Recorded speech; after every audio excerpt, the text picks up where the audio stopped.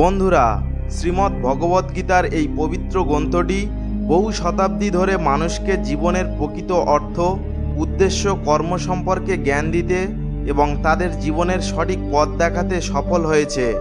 আপনি যা চান বা আপনার সমস্যা যাই হোক না কেন, আপনি শ্রীমদ্ ভগবদ্গীতা শুনতে পারেন। ভগবদ্গীতার এই মূল্যবান কথাগুলি সঠিকভাবে অধ্যয়ন ও শ্রবণ করার পর আপনার প্রতিটি ইচ্ছা পূর্ণ হবে এবং আপনার প্রতিটি দুঃখ দূর হবে। তাই আজ কৃষ্ণদ্বীপ চ্যানেলে আমরা আপনার জন্য গীতার মূল্যবান বাণী নিয়ে এসেছি, ভগবান শ্রীকৃষ্ণের দেওয়া গুরুত্বপূর্ণ চিন্তাভাবনা, যাতে এটি আপনাকে আপনার বর্তমান ও ভবিষ্যতের সমস্ত দুঃখ যন্ত্রণা থেকে মুক্তি পেতে সহায়তা করে। গীতার এই জ্ঞান অমৃতে পরিপূর্ণ, যা একজন ব্যক্তির মৃত্যু মনে ও জীবনে নতুন জীবন নিয়ে আসে।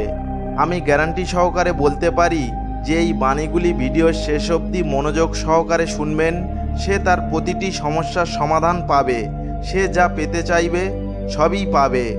তাই এই ভিডিওটিতে একটি ধারণা মিস করবেন না এবং ভিডিওটি দেখুন, শেষ অবধি শুনুন। তাই শ্রীমদ্ ভগবদ্গীতার প্রথম উপদেশ নিয়ে শুরু করা যাক। যারা খুব মিষ্টি কথা বলে এবং খুব বেশি প্রশংসা করে, তাদের থেকে সাবধান হওয়া উচিত। কারণ লোকেরা তখনই মিষ্টি কথা বলে যখন তাদের প্রশংসা করে তাদের অর্থ প্রকাশ করতে হয়। এটি তখনই করা হয় যখন আপনার কাছ থেকে তাদের কাজ করাতে হয়। মনে রাখবেন, আপনি জীবনে কখনো বিনামূল্যে প্রশংসা পাবেন না। কেউ যদি আপনার প্রশংসা করে, তবে আপনাকে তার জন্য কিছু দিতে হবে। এই কারণেই এত মিষ্টি। যারা আপনার প্রশংসা করেন বা কথা বলেন, তাদের ব্যাপারে আপনার একটু সতর্ক হওয়া উচিত। শ্রীমদ্ ভগবদ্গীতার দ্বিতীয় উপদেশ হলো যে আপনি অবিলম্বে যা চোখে দেখা যায় তাকে বিশ্বাস করবেন না। এমন অনেক গল্প আপনি নিশ্চয়ই শুনেছেন যে অনেক সময় যা চোখে দেখা যায় তা সত্য, এটাও সত্য নয়।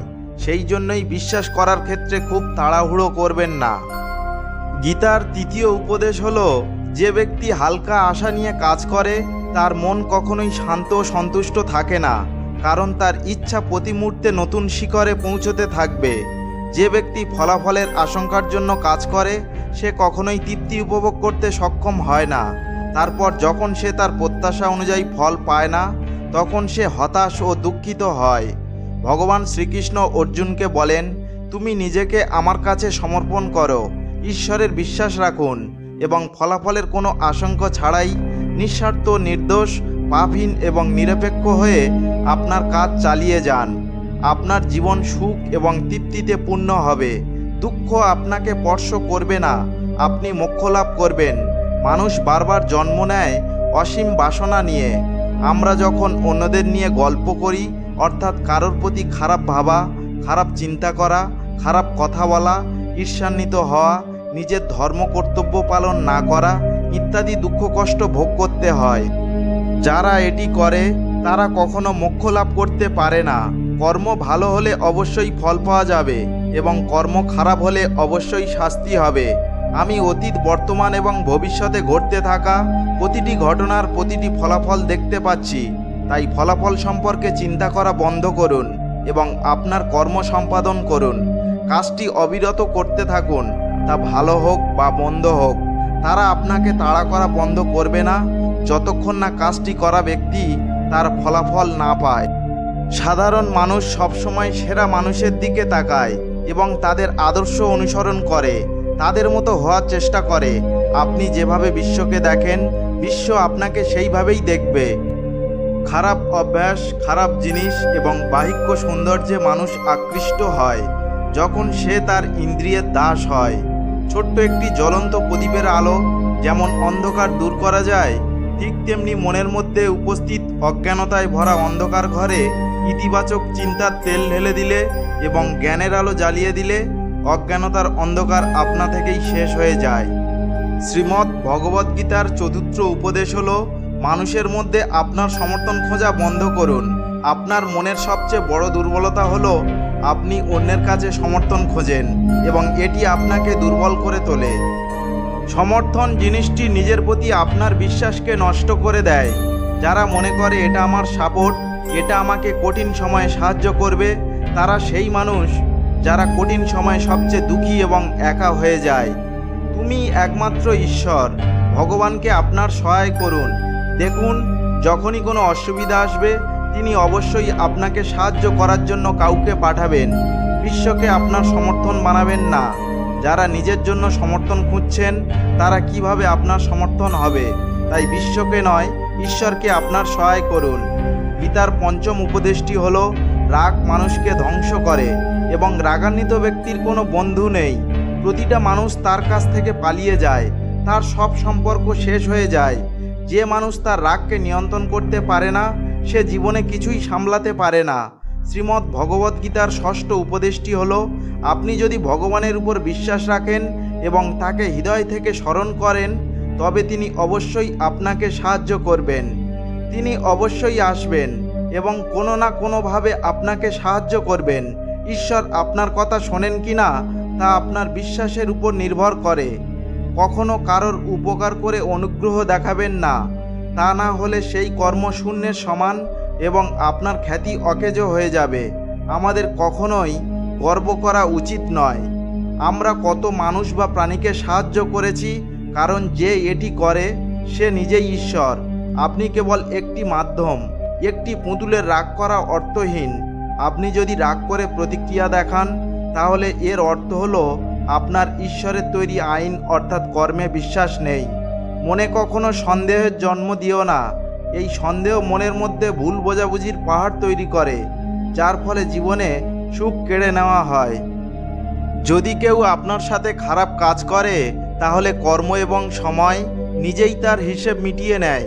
সর্বদা আপনার মনকে নিয়ন্ত্রণ করুন, অন্যথায় এই মন আপনার সবচেয়ে বড় শত্রু হয়ে উঠতে পারে এবং আপনাকে খারাপ কাজ করতে বাধ্য করতে পারে।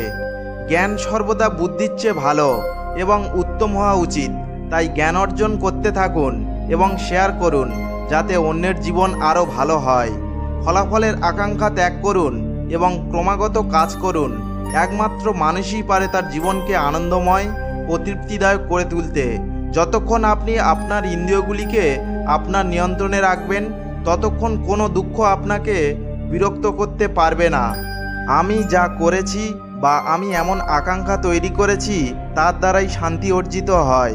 যে কোনো বস্তু বা প্রাণী বা মানুষের প্রতি অতিরিক্ত আসক্তি একদিন অসুখের সবচেয়ে বড় কারণ হয়ে দাঁড়ায়। জীবনে কেবল সেই ব্যক্তি সন্তুষ্ট থাকতে পারে যে সামান্য হলেও সুখী এবং তার বেশি পাওয়ার ইচ্ছা নেই, আশাও নেই।